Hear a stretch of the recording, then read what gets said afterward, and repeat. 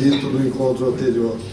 Então ele está expondo o capítulo 8, treva e sofrimento. Mas nós vivemos em treva, nós sofremos? Será? Ou nós é que recebemos isso do Pai, ou nós é que proporcionamos a nós mesmos tudo isso? Onde estiver a nossa vontade, onde estiver a nossa vontade e o nosso pensamento, aí estará o nosso coração. E do que estiver cheio o coração, falará a boca, diz o Evangelho de João, se eu não me engano, ou de Lucas, não tenho certeza.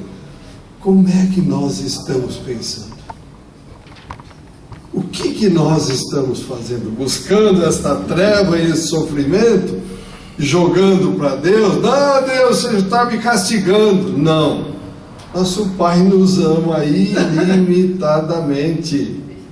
As trevas em que estamos mergulhados, fomos nós que optamos por isso. Os sofrimentos igualmente. Há 2018 anos o Cristo veio e nos mostrou: moçada, esse é o caminho, ó. Amor a Deus e amor ao próximo. E aí, o que estamos fazendo? Estamos vendo essa palhaçada que está o planeta Terra, esse descontrole total, um matando o outro, pondo bomba no corpo, dando tiro no outro, para ficar com o quê? Nada que possamos levar a não ser responsabilidade decorrente desses atos. E aí nós ficamos com medo. Nossa, tem trevas do lado de lá, tem sofrimento. Não cai um fio de cabelo ou uma folha de uma árvore que o Pai não tenha conhecimento. Então, o que nós vamos colher? Plantação exclusiva nossa. Pai não quer isso, Cristo não quer isso, mas nós não abrimos a atenção, não olhamos com olhos de ver, não fazemos o que diz e sugeriu Stephen Hawking, olhar para as estrelas, ficamos olhando para os pés. Então, de quem é essa responsabilidade? Quem tem que realmente cuidar das trevas e eliminar o sofrimento? Cada um de nós. Temos ferramenta? Temos. Falta o quê? Vontade, perseverança, fé, determinação. Se nós não tivermos isso, nós continuaremos na treva e no sofrimento. E o Dr. Fábio vai continuar.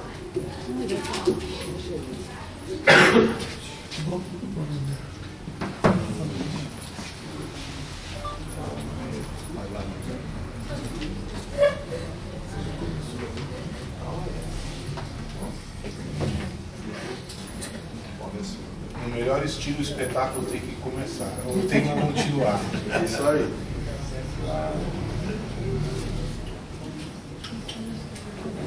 Boa noite. Desculpa o atraso. Às vezes a gente sai um pouquinho atrasado do compromisso. Eu venho lá da Faria Lima, então às vezes tem um tempo maior. Bom, vocês lembram, na semana passada nós começamos o capítulo, né? E aí nós estávamos naquela fase onde aquela comissão estava indo em busca daquele espírito para tentar resgatá-lo das trevas.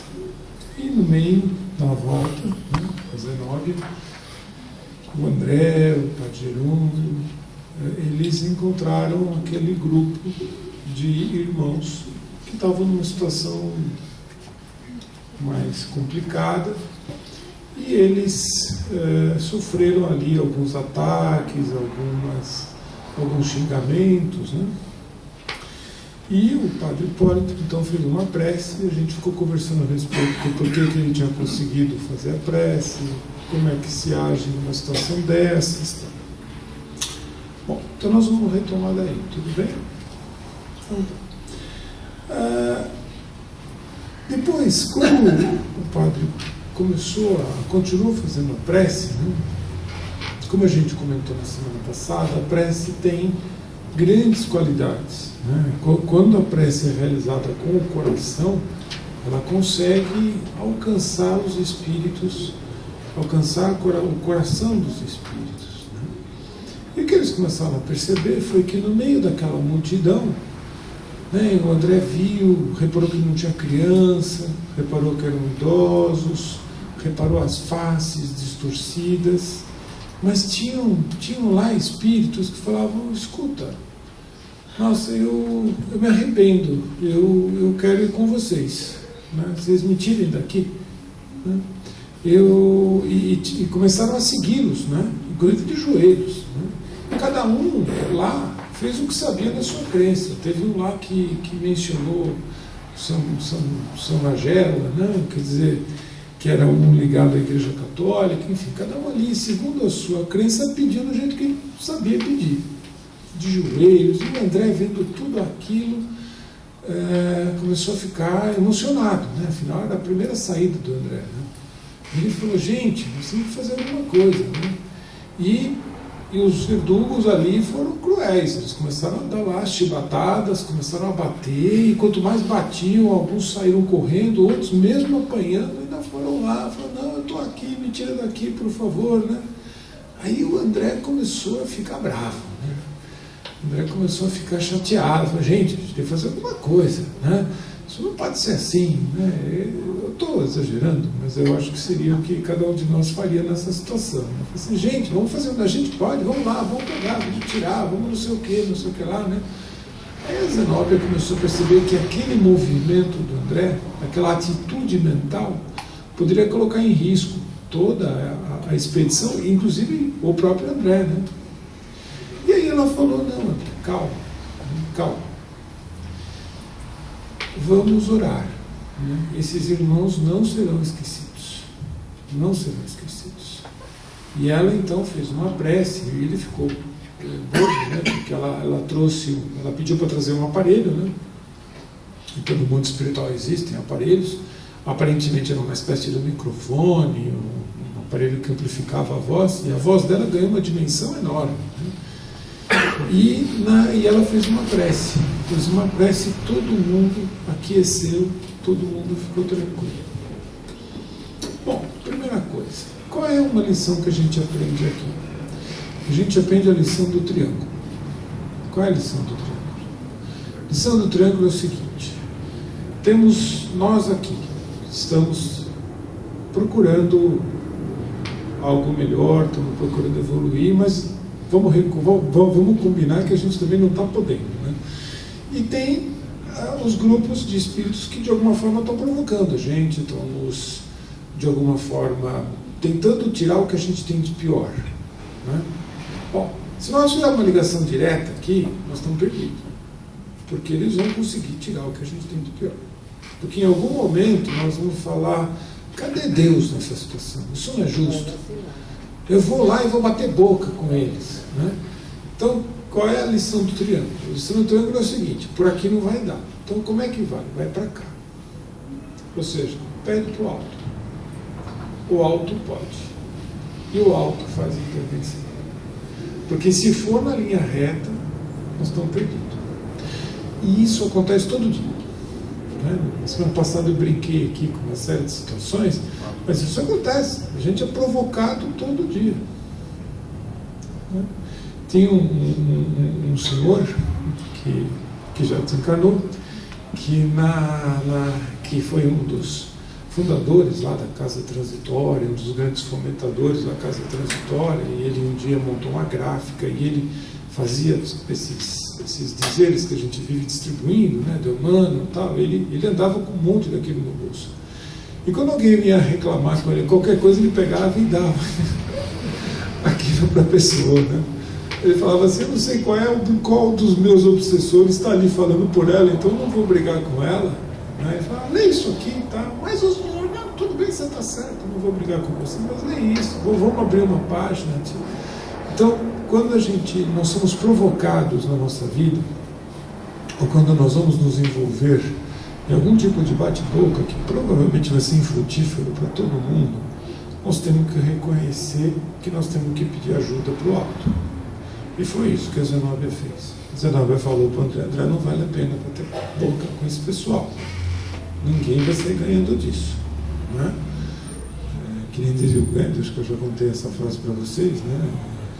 Vai ficar todo mundo cego nessa história de olho por olho, dente por dente. Né? Então, e isso acontece. E a própria Zenobia admitiu que eles não tinham escopo, eles não tinham condição, eles teriam que ser espíritos angélicos, quase da esfera crística, para poder atuar no grupo daquela turma sem se queimar. Né? Mas aí a Zenobia pediu para o alto e ela teve uma confirmação, que provavelmente a pessoa que falar na semana que vem, acho que é a Camila, ela vai entrar nesse assunto. Ela falou: calma, nós vamos amanhã, vai haver uma intervenção aqui, né, que vai ficar para o capítulo que vem, não vou falar qual é, mas vai haver uma grande intervenção aqui.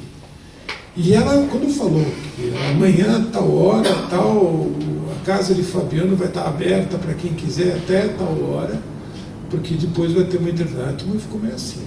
Até a turma meio cabreira, já está falando que amanhã vai acontecer alguma coisa. Né? E ela falou que a casa vai estar aberta para os espíritos que estiverem transformados. Então, muitas vezes, a gente precisa realmente da intervenção de outros espíritos de uma condição melhor que a nossa, para às vezes nos ajudar numa situação do cotidiano, numa situação do dia a dia. Isso acontece em vários livros do André Luiz. Já aconteceu, se não me engano, no caso daquela senhora, da irmã Cristina, não me lembro agora o nome dela, mas ela vinha a fazer as pazes de espíritos que tinham, enfim, se matado um ao outro. Não me lembro, acho que era Ação e Reação, não me lembro agora o nome do livro. Cipriano. E em determinado momento a turma ali não conseguia resolver. Aí eles chamaram a irmã Cipriana. Aí veio a irmã Cipriana com amor, com uma atitude amorosa, e conseguiu acalmar as coisas. Então, nessa situação, eles estavam precisando de uma Cipriana ou de alguém assim. Mas aí o André falou o seguinte, e eles ainda tentaram, né? Não sei se vocês lembram disso, eles ainda tentaram socorrer alguns espíritos, eles ainda tentaram tirar alguns espíritos dali que estavam com vontade realmente de sair daquela condição. Mas eles não conseguiram. Né? A atitude dos verdugos também foi grande. E o André mais uma vez questionou, mas por que não? A gente pode, nós podemos levar. Tem alguma razão para eles estarem aqui nessa situação? Tem alguma razão para as coisas ainda não serem como a gente gostaria, a gente não sabe por quê. E por que eles estavam lá? Né? Para onde a gente vai quando a gente vai desencarnar? O que determina se a gente vai ficar num lugar como esse, se a gente vai para outro lugar? Que fatores? Né? Vocês já viram aqueles foguetes que a NASA lança? Né? Então, aquele foguete, né, enorme, né? Imagina que aquilo não desencarne. Alguém está desencarnando ali. Aí na hora que tira aquelas coisas, sai aquela fumaça e o foguete sai, aí lá o duplo etérico já foi, né? Porque o duplo etérico fica por aqui, né? Aí você vai, né? Aí vocês lembram que tem os estágios? Sai o primeiro, depois sai o segundo.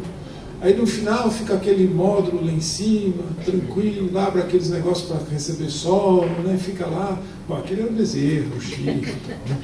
A gente vai ficar no primeiro. A gente vai na primeira que sai, a gente já fica por ali. Né? Porque existe uma denominação que a doutora Marlene chamava de peso específico do perispírito. Cada um no seu perispírito tem um peso específico. E o que determina para onde nós vamos é o nosso peso do perispírito. O nosso perispírito tem um peso que a gente não consegue medir, obviamente. O duplo etérico se estima que sejam 40 gramas, ou coisa do tipo, né? Porque é quase matéria, né? Mas o perispírito tem um peso. E na hora que o satélite decola, que o foguete decola, que os estágios vão saindo, a gente vai ficar num deles ali. Né? Daqui até 1000 quilômetros é umbral. Né? 50 quilômetros umbral denso, 950, os últimos 50 umbral leve. Então, a casa de Fabiano, né, onde passa-se essa cena, estava ali no umbral até mais para baixo. Né?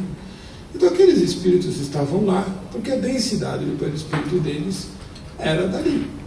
Né? E eles, obviamente, queriam passar por uma condição melhor. Mas eles tinham vínculos com aqueles obsessores. Eles estavam vinculados a eles. E esses vínculos, de uma certa forma, os mantinham presos a eles. Eles não eram só vítimas. Né? Vocês lembram do Missionários? Né? Quando o André, já no capítulo 5, está ali no departamento da comunicação, e ele conversa com o Vicente, que é aquele primeiro médico que ele conhece, conta a história dele. Aí ele conta a história do Oscar, que acho que é o outro médium também que veio para a Terra e ficou aqui na rede, balançando para lá e para cá, né, e esqueceu de tudo que tinha aprendido. Aí depois tem o outro, que é o Ascenso, né, Acelino. E o Acelino então conta a história para o André. Ele falou assim: não, eu recebi aqui uma instrução mediúnica fantástica. Eu saí, até a governadora veio no meu último dia aqui no nosso lar, e eu fui para a Terra. E lá eu tinha todas as mediunidades. Tinha psicofonia, tinha evidência, tinha tudo. Começou a trabalhar no centro espírita, tal, todo mundo animado, com 20 anos veio mediunidade, só que ele percebeu que ele podia ganhar dinheiro. Então ele deixou de ser médium do centro espírita, abriu um consultório e começou a ganhar dinheiro como terapeuta, sei lá, né? Acho que tem tantos casos assim, né? Na verdade, acho que até a maioria. Né?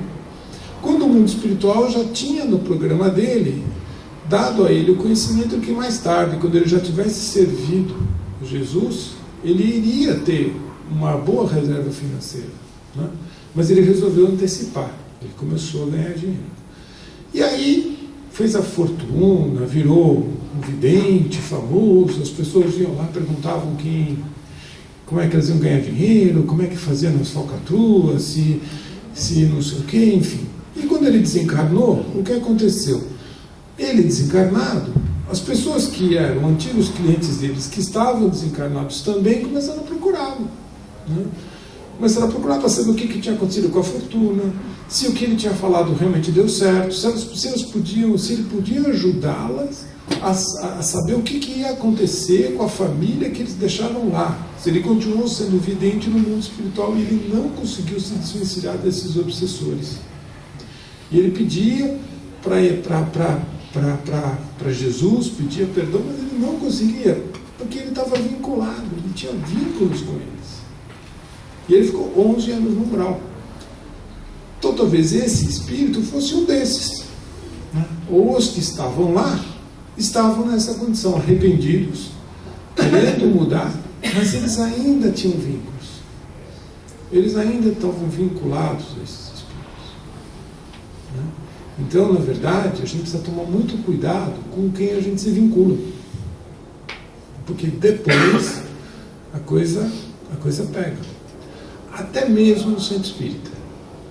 Por exemplo, muitas pessoas vêm ao centro espírita querendo saber se vão ter uma boa condição financeira, ou mesmo querendo saber fatos da vida. Se o médium começa a dar orientações nesse sentido, primeiro, ele está se comprometendo. Segundo, ele está ensinando quem vem à casa espírita a se viciar em vir aqui receber dicas. Quando a gente sabe que isso não acontece. As pessoas vêm às vezes falar com o mentor, pedir uma orientação e vem aquelas coisas bem vagas, né? Não, continua assim, não, está tudo certo, a gente vai pro diacho, né? Porque imagina se ele fala: olha, joga no quarto par, não pega esse emprego, pega o outro, não, essa moça não é para casar. O que acontece? Vem específicas quando a gente está pisando na bola. Aí vem. É você e você está fazendo errado. Exatamente. Aí não tem perdão. Mas imagina, o que vai acontecer? Você não vai tomar uma decisão na vida. Você vai querer ir na casa espírita antes de fazer qualquer coisa na sua vida. E cadê o livre-arbítrio? Né? Então, a gente escorrega na banana, mas assim com muita facilidade. Então, cuidado com essas conexões, porque uma das coisas que vai fazer a gente ficar naquele estágio do foguete é isso. Quando a gente tem muita coisa ligando na Terra, quando nós temos muito compromisso ainda, quando nós temos muita coisa para resolver aqui, nós vamos ficar nesse nível mesmo, né? E aí, quando a gente se arrepende, como estavam esses espíritos, né? Imagina um desses que queria, não, eu não aguento mais essa vida, tal, eu quero mudar, né? A Marlene também conta isso de uma forma muito gozada, né? Fala assim, não, eu vou vir paraplégico, não, eu vou vir numa cadeira de rodas, não, eu quero ter câncer generalizado. Não, meu filho, nada disso, você vai nascer médium. Não precisa nem ter câncer, já basta ser médium. E vai ficar aí uns 13, 30 anos trabalhando em centro espírita, né? Por isso que nós estamos aqui toda semana. Então, a gente precisa ter muito cuidado. E esses espíritos que estavam ali naquela condição, né, que começaram a se arrepender e tal, eles ainda têm um caminho, né?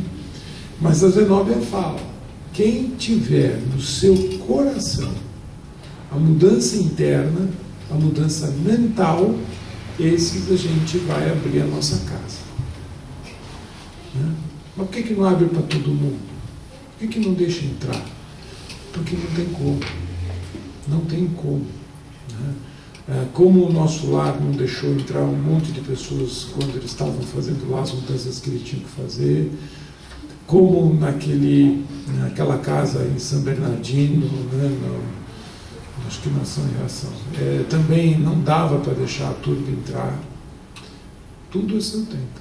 Então, às vezes, né, fala, puxa, mas esse pessoal aí, né, que nem falou o espírito, não, esses são os da gravata, esses não sujam a mão, esses não vão vir aqui, entrar no lodo e tirar vocês, né? Sabe?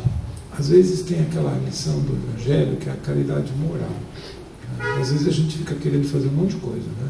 Não, porque eu vou distribuir sopa, porque sábado eu vou na favela, tudo é muito legal, tudo é muito válido. Mas às vezes alguém falar um monte de coisas e você ter vontade de retrucar e você não retrucar, ter uma atitude mental de acolhimento, de amorosidade, de entendimento da situação daquela alma, sabendo que você provavelmente faz igual, se é que não fez, e acolher, isso é caridade moral. Então o que eles tiveram ali foi caridade moral. Eles respeitaram, emanaram o que puderam de bons sentimentos, tirando o André, que estava meio desesperado, e pediram pela providência, oraram por eles. Isso é caridade. Então eles foram extremamente caridosos, mesmo que não tenham ido lá um a um e tirado um a um, porque às vezes a caridade não é isso. Às vezes a caridade não é você ir lá e agir naquele momento. Às vezes a caridade é você fazer uma prece, ter fé, emanar o amor, e é difícil emanar o amor naquela situação, e acreditar, e acolher, e escutar, mesmo que seja escutar impropérios, né? Porque na verdade, né, aqueles espíritos, eles não eram o mal, eles não eram a encarnação do mal, porque o mal não existe. O mal como entidade não existe. Não existe o diabo, não existe o mal.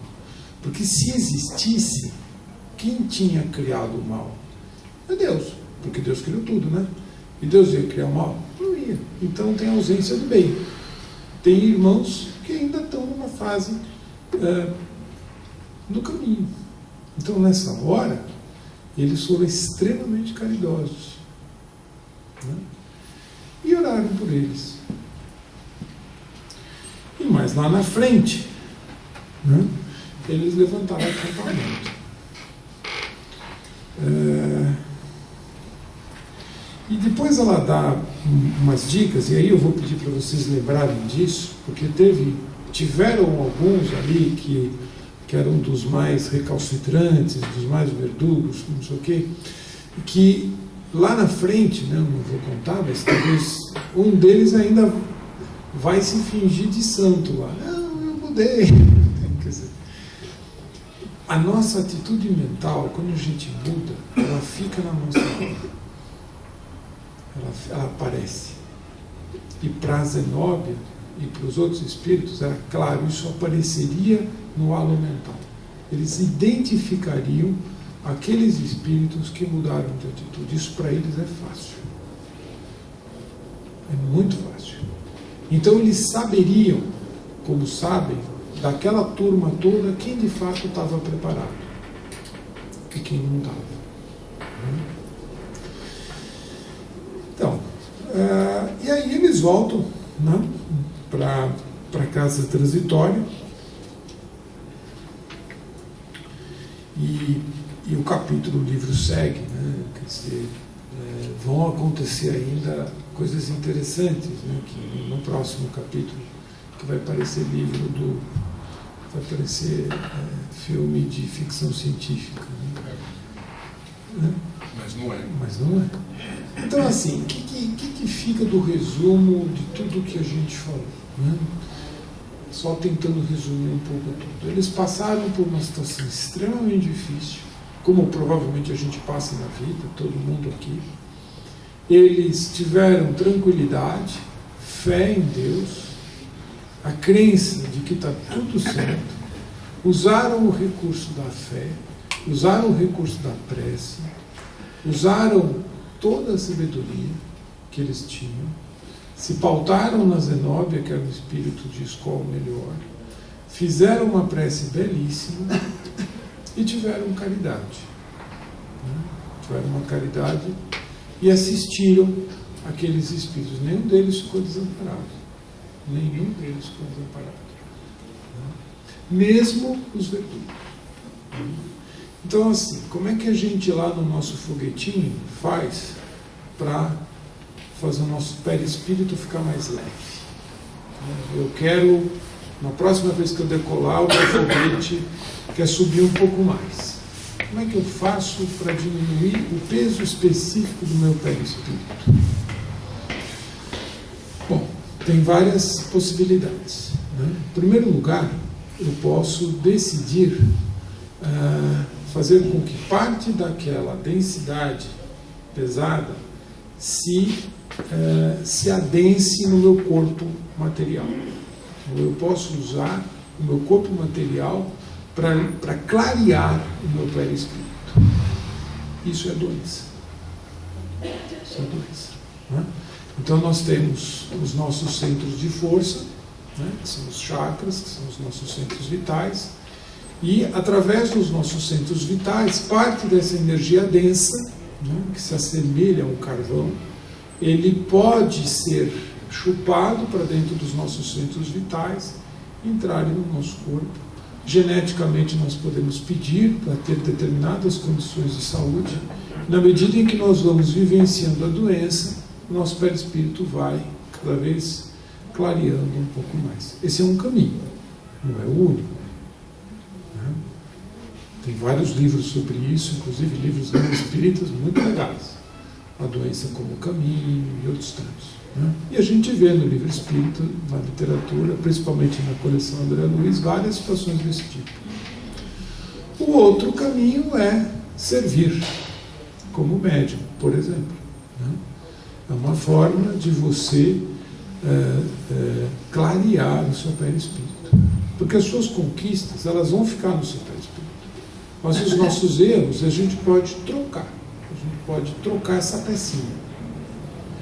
Na hora que eu começo a trabalhar como médium em prol da humanidade, eu também clareio o meu perispírito. Na hora que eu vou praticando o bem, eu vou clareando o meu perispírito. E isso vai fazer com que das próximas vezes eu consiga ter uma condição melhor. Mas eu vou ter que vir aqui para a Terra e resolver aqui na Terra todas as questões. Quando eu limpar tudo que me liga à Terra, em termos de ligações fluídicas, de todas as minhas atitudes menos boas, Aí, depois de muitas e muitas e muitas encarnações, pode ser que eu consiga ficar ali no satélite, só em outros mundos. Por quê? Porque na hora que eu for para outro mundo, eu vou ter outro perispírito. Porque o perispírito é só daqui. E mais, quando a gente encarna aqui para montar o nosso perispírito, quando a gente pega as pecinhas para montar o nosso perispírito, cada um pega segundo a sua condição vibratória. Então, na hora que eu vou escolher as pecinhas do meu perispírito, quando eu venho aqui para a Terra, eu escolho segundo a minha condição vibratória. Por isso que Jesus, quando encarnou, dizem que demorou 4.000 anos para conseguir chegar aqui. E por isso que dizem, não posso afirmar, mas que dizem, que a matéria do qual Jesus era feita era tão quintessenciada, tão perfeita, que ele não teria doença, que Jesus viveria tranquilamente 120 anos, provavelmente. E bem, então, para que eu consiga, num outro mundo, pegar outro perispírito, me revestir de outra vestimenta espiritual, outro tipo de matéria quintessenciada, eu tenho que acabar com tudo que me liga aqui. Por isso que eu tenho que voltar várias vezes. E aí, na hora do próximo foguete, quem sabe a coisa melhora. Sobe mais alto. Né? Agora, você vai falar para mim, puxa, então quer dizer que eu tenho que ficar doente? Não, não tenho que ficar doente. Não é obrigatório que eu fique doente. É uma possibilidade. Em alguns casos é uma necessidade. Depende muito de caso a caso. A literatura espírita, nesse ponto, é muito vasta. Existem vários relatos de várias formas de você resgatar as suas querelas. Ficar doente é uma delas. Mas ficar doente não é para todo mundo. Tem gente que não chegou no ponto para ficar doente. Tem pessoas que não suportam uma doença. Essas, às vezes, têm que passar por encarnações de tranquilidade. Tem um livro, que não é um livro espírita, chamado As Várias Vidas da Alma. É um livro de um psicólogo americano, não vou lembrar o nome dele, já desencarnou. E ele era extremamente cético. Estava fazendo doutorado lá em Vermont. Aí uma vez ele foi fazer uma terapia de vidas pregressas, a contragosto, gostou e virou um terapeuta de vidas pregressas. E nesse livro, As Várias Vidas da Alma, Roger Woolager, ele conta que tem um cliente dele que era um pirata numa encarnação dessas, assim, daqueles de espetar as pessoas na prancha e tal. Ele ficou horrorizado quando ele se viu naquela condição. E aí na outra encarnação ele encarna como fazendeiro do algodão na Alabama. Uma vida calma, tranquila. Aí ele mesmo falou, gente, eu não mereço isso, eu fui um déspota e tal. E nessa hora uma entidade de luz se aproximou do Woolager e falou para o Woolager falar para ele que era para ele perceber agora a diferença, que ele podia escolher, né, entre uma encarnação tranquila e uma encarnação daquelas para ele pensar na vida. Né? Então, não é todo mundo que tem condição de ficar doente. A doença não é um resgate para todos. Né? Então, voltando a esse livro, né, esses espíritos vão, de alguma forma, achar o seu caminho. O livro continua. A casa de Fabiano vai ainda andar bastante. E eu espero que a gente tenha conseguido concluir esse capítulo para vocês. Eu vou deixar um tempo ainda, nós temos minutinhos, para dúvidas e comentários. Uma coisa que eu percebi nesse capítulo que para mim foi muito forte, né? O que deixa esse pessoal, né, no nível que eles estão, não só a ligação, não somente a ligação deles, mas também o pensamento. E o padre, na hora que ele vai falar, ele fala que eles estão ali porque o pensamento deles está ali também. né? Então, assim, ele fala que para a gente tentar elevar um pouquinho o nível da gente tem que, aqui, enquanto a gente está aqui, mudar o nosso pensamento. Que isso é o mais importante, né, de tudo, para levar a gente para um nível um pouco melhor. É a mudança de pensamento, fazer caridade, sim, ajudar o próximo da melhor maneira possível, amar até os inimigos, né, tirar todas as arestas que tem junto com outras pessoas, com o próximo que está perto da gente, mas para isso tem que mudar o pensamento. Isso para mim ficou bem forte e assim, até ajuda a gente a tentar mudar um pouquinho também, né? O pensamento é tudo. O pensamento é tudo. Deus nos criou. O resto é tudo cocriação. E o nosso pensamento, ele tem a capacidade de cocriar. A gente cocria com o nosso pensamento. Nosso pensamento adquire, segundo a nossa vontade, a vida. Nós criamos a nossa vontade, imprime vida e direção. E essa cocriação, muitas vezes, vive e habita ao nosso redor. E nós nos ligamos com entidades nesse padrão vibratório desse pensamento. O pensamento é fundamental. E existem alguns casos onde isso é bem importante. Nós formamos formas pensamentos, que são quase entidades que têm vida, né? Então tem duas histórias, mas uma delas é mais legal, que é a do Tolstói, né? Tolstói, ele quando escrevia, né, e tem outros escritores, animadores, quando eles criam personagens, eles co-criam. Esses personagens têm vida. E muitos desses personagens, desses escritores, depois, entre aspas, assombram esses escritores. Eles ficam cercados das suas formas de pensamento. E acabam sendo escravos das suas próprias criações. Então, forma pensamento, as coisas que nós fazemos na vida, elas ficam impressas em nós, elas ficam na nossa. E elas acabam, e nós tomamos isso como criações, como criaturas que convivem conosco. Por exemplo, tem também no livro do André Luiz o caso de um senhor, Gilson, que ele era um policial antigo, desses que batia nos presos e ele batia nos presidiários, além do que não é óbvio que isso é bom, então ele realmente judiava, espancava, e isso ficou na memória dele. E quando ele envelheceu, ele começou a demenciar. E quando ele começou a demenciar, né, quem lida com idosos ou quem tem idosos sabe que muitos idosos, numa fase da demência, começam a ter delírios. E ele começou a ter delírios de espancamento.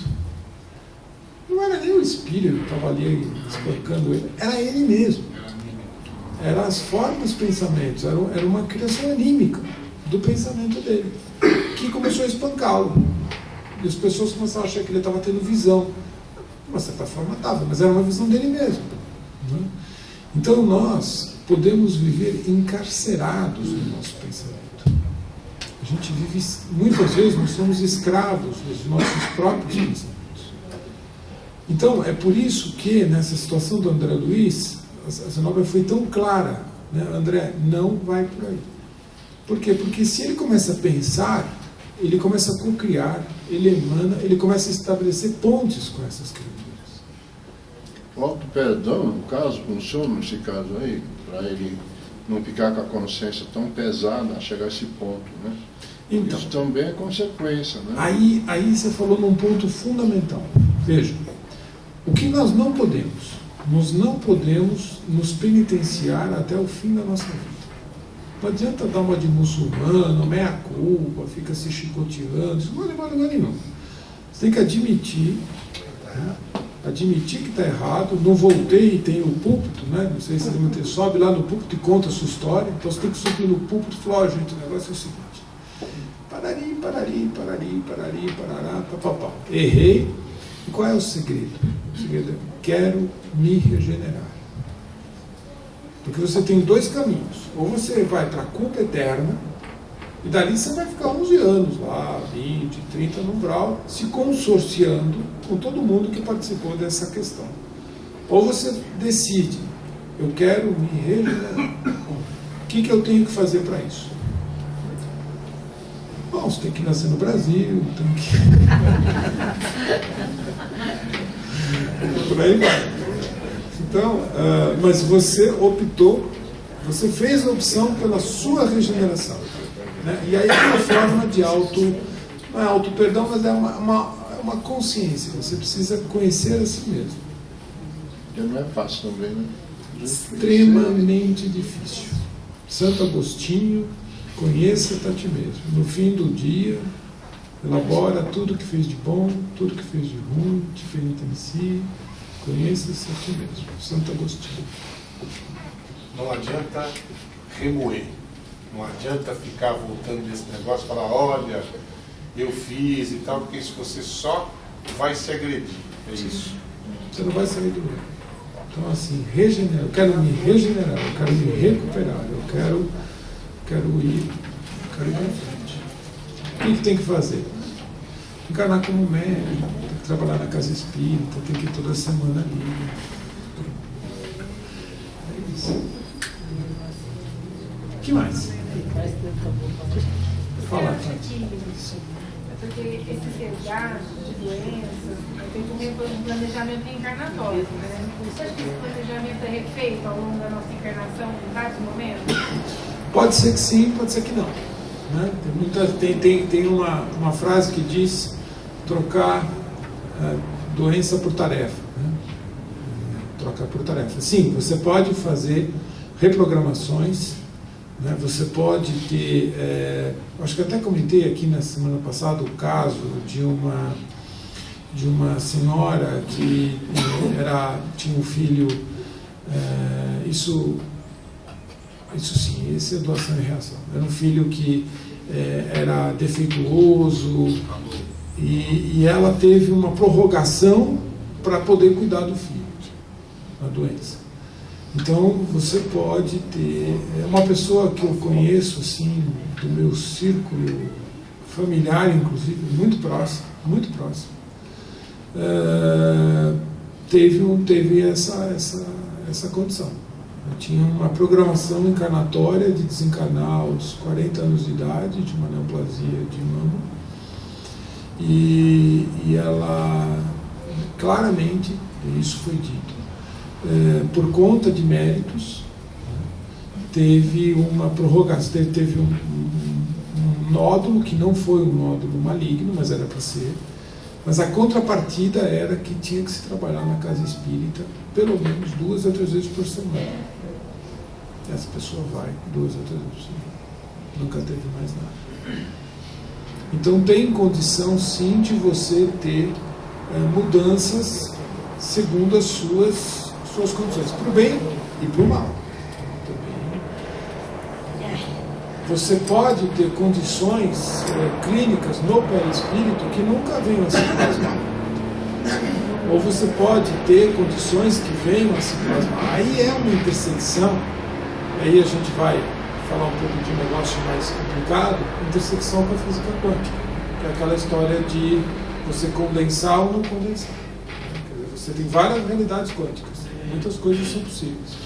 Você pode ter colapsar, né, quando uma realidade colapsa ou não.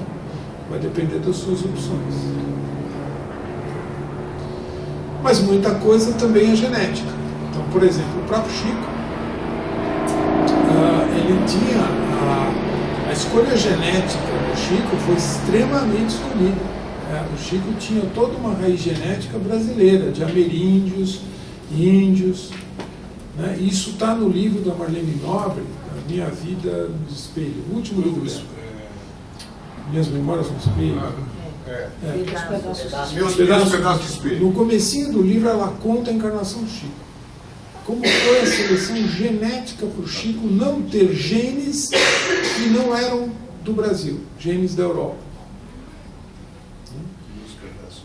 E a mãe de Lísias, né, Dona Laura, lá do nosso lar, não sei se vocês se lembram, quando ela ia encarnar, ela também pede um mapeamento genético que fosse favorável a ela ter uma vida mais longeva, porque ela tinha condição para isso. Ela poderia pedir isso. E ela não pediu algumas doenças. A Dona Laura encarnou, né? Foi a mãe do Lísias, que está encarnado ainda, e o Lísias é o pai do Emmanuel, que está encarnado. Né? Então veio ela, veio o Lísias, depois veio o Emmanuel, que deve ter uns 18 anos por aí, no interior de São Paulo. E ela teve condição de pedir o mapa genético dela. Mas isso poucos espíritos podem pedir. O que mais? Isso que o senhor falou, doutor, a tal da moratória, né? E é interessante porque vários companheiros devem ter vivenciado isso nas suas famílias. Existe. A gente né, assiste as moratórias. É isso aí. O senhor está no céu, tá? Deixa ele quietinho. O senhor está no céu. Foi o esforço retórico. Foi só para dar mais seriedade ao argumento. Não, sabe por quê? Sabe por que eu falo isso que eu acho incrível? A gente, quando você vivencia a coisa, você não esquece. Então, por exemplo, na minha memória afetiva, certo? Isso aconteceu em 93. Todo mundo, a equipe médica inteira virar e falar: fulano vai desencarnar. Todo mundo rezando. Não tinha condição de desencarnar. Ficou mais 8 anos. Então é um negócio que a medicina... nunca vou esquecer. Vamos tentar um procedimento alternativo. Nesse ponto chegou. Os caras tentaram. Agora, será que tentaram ser equipe espiritual?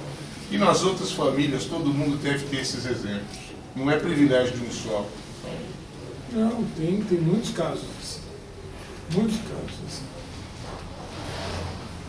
E o que mais?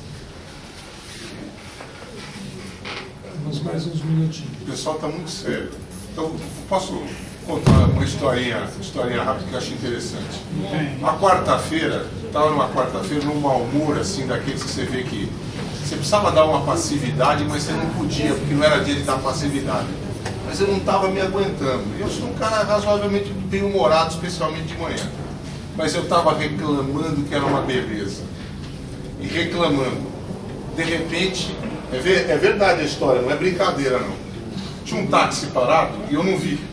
O táxi desceu a ladeira, mas me deu uma pancada no ombro, como se eu tivesse tomado um encontrão assim. Minha vida ficou maravilhosa.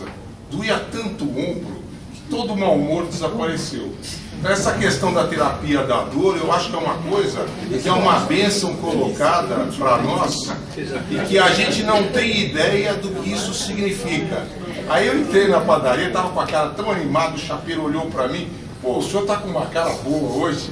Eu falei: acabei de ser atropelado, então parei de fazer bobagem, estava reclamando da vida. E aí mudou. Imagina isso quando você está numa doença terminal. Então, muda as ondas, muda as formas de pensar, porque a única coisa que ele quer é que pare de doer. Ele quer melhorar. Então, parece que dá um espaço para reformular os pensamentos e os sentimentos. É isso. Isso deve acontecer com todo mundo. Né? Temos um. Sabe o que eu queria saber? Qual é a programação do perispírito após a morte? Programação do perispírito? Bom, o perispírito, ele, depois que nós desencarnamos, né, o duplo etérico, que é o que liga, né, o que faz a liga do perispírito, a parte do perispírito que faz a liga com o nosso corpo físico, ele fica aqui na Terra, e o nosso perispírito vai para o mundo espiritual. Né? Nessa hora, nós fazemos o upload da nossa memória. Tudo que nós guardamos aqui vai para a nossa parte do perispírito, né, que é o corpo astral. Lá, por isso que muitas pessoas, quando desencarnam, falam assim: nossa, passou um filme na minha frente, passou o filme da minha vida. O que é o filme da vida? O filme da vida é você fazendo o upload da memória. Você passando todos os arquivos aqui do disco rígido para o perispírito. E o perispírito vai ter a vida espiritual dele, né? A programação dele é continuar se aprimorando, continuar vivendo no mundo perispiritual. Ele tem toda a formação, equivalência de órgãos que a gente tem no nosso corpo. Só os órgãos genésicos, os gástricos são atrofiados, porque você não tem tanta utilidade lá. Mas o perispírito vai seguir a sua vida, ele vai também evoluindo lá. Existe evolução no perispírito no mundo espiritual. E existe também mudanças do padrão do perispírito, né? Então, por exemplo, o próprio André Luiz, quando ele vem para a Terra, revê a família dele e adquire uma nova dimensão de que a esposa dele hoje é uma irmã, de que o marido da esposa é um irmão que sustenta a família dele hoje, ele muda e o perispírito dele começa a ganhar uma nova luz. Então você evolui também.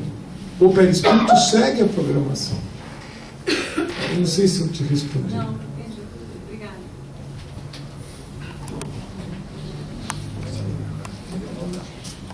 Então tá bom. Opa, temos mais uma pergunta lá. Mais uma dúvida. E quando a gente faz o upload de toda, vamos supor, num acidente muito grave, onde a morte é iminente, ou num estado, por exemplo, numa entrada num estado de coma, e você faz esse upload e você recebe uma segunda chance. Então, aí são as experiências de quase morte, né? As pessoas referem que elas começaram a passou a vida delas na frente da vida, elas se sentiram muito bem, se sentiram extremamente leves, aí muitas veem um túnel, né? E vem um túnel e vem entidades recebê-la, né? E aí ela, por alguma razão, ela volta, porque não era a hora, enfim, ela volta para o corpo e volta para a Terra, enfim, mas ela tem essa lembrança, muitos têm, outros não, né? Não é todo mundo que lembra das experiências de quase morte. Tudo bem? Só retomando um fato que eu lembrei agora, da pergunta que foi feita antes do perispírito, mesmo no mundo espiritual, quando você vai passar de dimensões diferentes,